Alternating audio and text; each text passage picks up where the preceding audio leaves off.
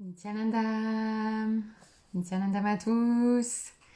Ici Manitya Shadarupananda. Je fais ce direct pour célébrer avec vous Jivan Mukti Jayanti. Jivan Mukti, c'est ce livre, Living Enlightenment, Vivre l'illumination en français, que nous allons célébrer particulièrement demain, le 3 mars 2023, puisque c'est ce jour où il a été publié. Et donc nous honorons cette divinité vivante demain, particulièrement demain. Et je voulais partager avec vous un petit trésor, un petit joyau, un extrait de ce livre extraordinaire écrit par le suprême pontife de l'hindouisme, Bhagavan Sri Nityananda Paramashivam, sa divine sainteté, qu'on appelle aussi Swamiji. Voilà, avant de partager cet extrait, je vais demander à Swamiji de nous offrir l'extrait dont nous avons besoin maintenant. Donc, de me permettre d'ouvrir la bonne page avec le message qu'il nous faut maintenant. C'est parti.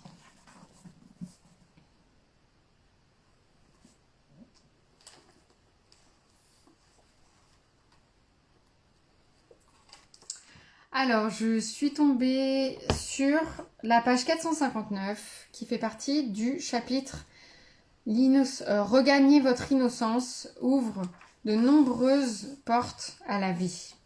Et la première phrase sur laquelle mon regard s'est posé en ouvrant le livre, c'était « La connaissance qui n'est pas encore expérimentée n'est pas la vôtre. Elle est empruntée. » Donc ça, c'est la phrase sur laquelle je suis tombée immédiatement. Et la page sur laquelle je suis tombée est une petite histoire. Donc je vais lire cette petite histoire en traduction simultanée puisque le livre n'est pas encore totalement traduit en français, il est traduit en partie. Je vous partagerai d'ailleurs la page Facebook pour les extraits en français. Donc une petite histoire. Un jeune garçon qui était considéré comme étant assez stupide et son père, un jour, l'a pris pour aller à l'école de sanskrit où tous les garçons du village apprenaient leurs leçons. Il a rencontré l'enseignant et il lui a dit « Mon fils n'est pas un étudiant très intelligent. Est-ce que vous allez l'autoriser à s'asseoir au fond de la classe pour qu'il soit dans l'atmosphère présidée par la déesse Sarasvati. » Donc Sarasvati est une déesse hindoue, c'est la déesse de l'apprentissage. « Je sais que vous êtes gentil et compassionné. S'il vous plaît, guidez-le. Il sera chanceux s'il apprend quelque chose. » L'enseignant a tout de suite accepté. Le jeune garçon a rejoint la classe. Il était présent chaque jour avant chaque garçon qui rentrait. Il passait le balai. Il nettoyait le sol de la pièce et il préparait la table de l'enseignant ainsi que sa chaise et il s'asseyait dans un coin pour écouter la classe très attentivement. Personne n'attendait à ce qu'il apprenne quoi que ce soit de cette classe. Un jour, avec beaucoup d'humilité, il a demandé à l'enseignant « Monsieur, qu'en est-il de la guidance que vous étiez supposé me donner? Quand est-ce que je vais la recevoir ?» L'enseignant a répondu « Tout de suite. Maintenant. Aham Brahmasmi. Je suis cela. Récite cela de manière audible ou dans le silence, continuellement. » Avec détermination et inspiration, le jeune garçon a appris la phrase sans même se préoccuper de demander le sens de celle-ci. Non seulement l'enseignant n'a pas daigné lui donner la signification.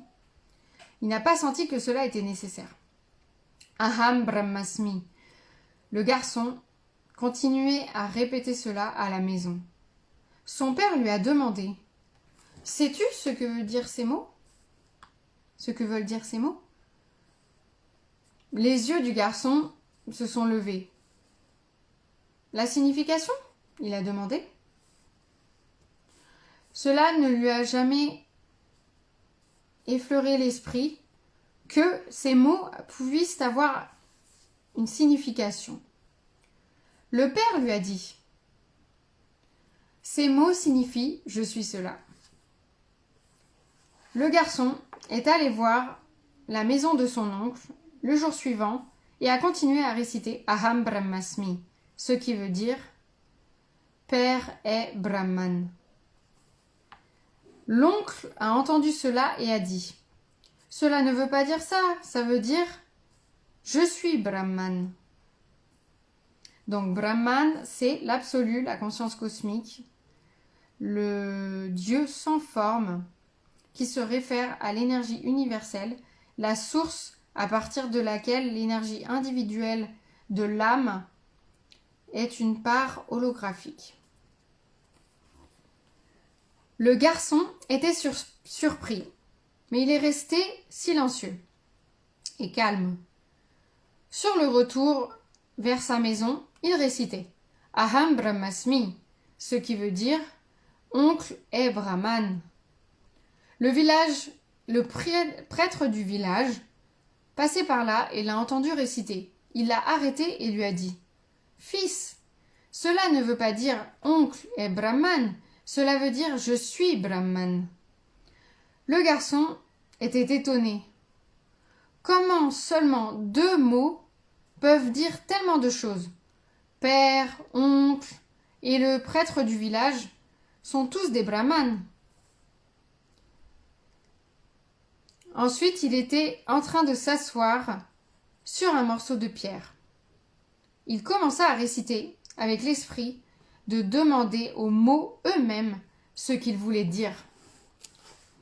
Le soleil était en train de descendre et l'obscurité est apparue. Les étoiles et la lune ont commencé à briller.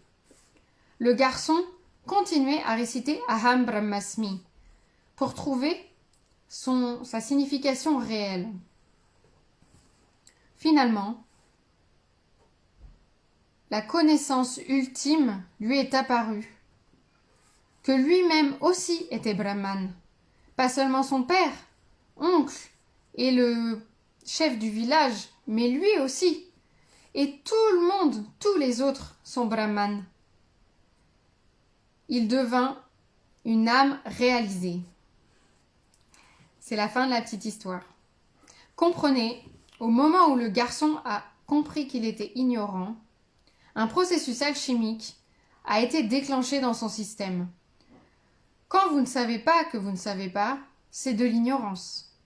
Quand vous savez que vous ne savez pas, c'est de l'innocence.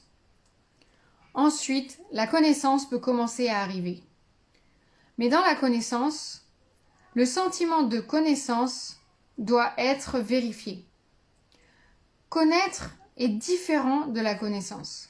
Connaître, c'est l'innocence. C'est une compréhension qui est devenue votre propre expérience.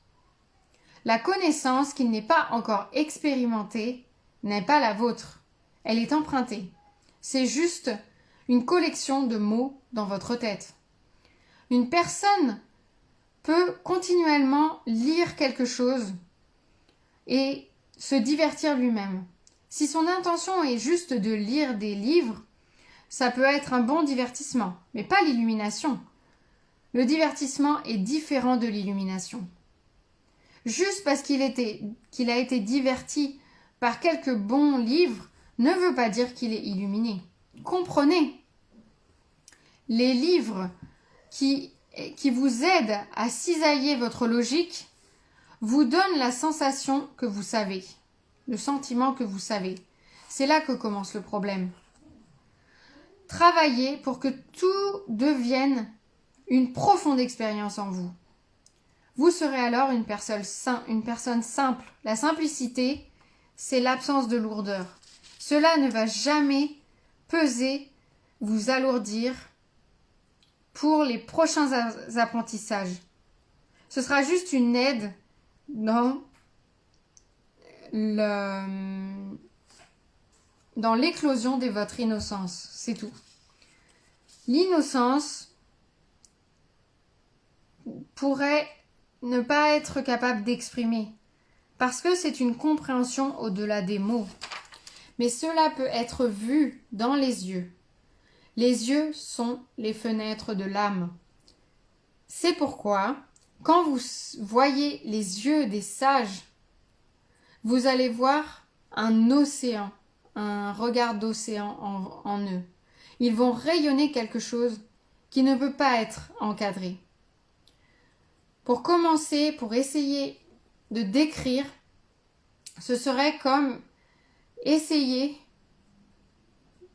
de gratter le pied à partir du bout de la chaussure. On ne peut pas blâmer la modernisation d'avoir perdu l'innocence. Le Seigneur Krishna dit « Je suis le temps ». Quand Krishna dit ça, vous devez comprendre que la modernisation est aussi un jeu divin de l'existence. L'homme devrait comprendre que la modernisation est la lumière juste et ne pas prendre cela comme un remplacement de l'ancienne fondation pour grandir. Voilà, donc c'était ce sous-chapitre qui s'appelle... c'est un très long sous-chapitre, il s'appelle Grasp with Innocence. Et donc c'est un chapitre qui commence page 451 et je vous ai lu à partir de la page 458. Voilà, je vous remercie tous énormément pour votre écoute et je vous encourage tous à vous imprégner de cette divinité vivante Jivanmukti et à célébrer demain Jivanmukti Jayanti et à partager un maximum ce livre, cette divinité vivante. Je vais vous mettre en description le lien pour télécharger gratuitement le e-book et le lien pour la page avec les extraits en français. Je vous remercie énormément pour votre écoute et je vous souhaite une belle soirée. Nityananda!